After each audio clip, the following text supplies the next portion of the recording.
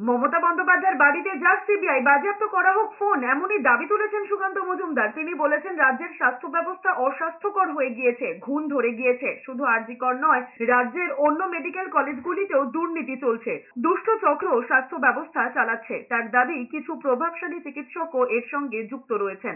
আরজিকরের মহিলা চিকিৎসক আগেই দেবাশিস সোমের নাম নিয়েছিলেন। তার দাবি, এই দেবাশিস সন্দীপ ঘোষের উপদেষ্টা। সবাই মিলে ডুবলে চিন্তা নেই। সকাল থেকে সিবিআই তল্লাশি নিয়ে সুকান্ত মজুমদার আরো বলেছেন, বাংলার মানুষ দেখতে চায় কবে সিবিআই স্বাস্থ্যমন্ত্রীর বাড়িতে ঢুকবে। স্বাস্থ্য সচিব স্বরূপ নিগম, কলকাতার পুলিশ কমিশনার বিনীত গোয়েল, দুই মাথা আলাপন বন্দ্যোপাধ্যায় এবং রাজীব কুমারের ফোন নিয়ে তদন্তের দাবি তুলেছেন সুকান্ত।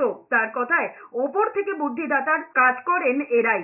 সিবিআই এর এই তদন্ত অত্যন্ত আবশ্যক, চিরুনি তল্লাশি করা উচিত এবং শুধু এদের নয়, এদের মাথায় যাদের হাত, সে ডক্টর এসপিডি, যার নামে আজকে স্বাস্থ্য ভবনে পোস্টার পড়েছে, এমনকি আমাদের স্বাস্থ্যমন্ত্রীর বাড়িতেও তল্লাশি হওয়া উচিত, তার ফোন নিয়ে তল্লাশি হওয়া উচিত।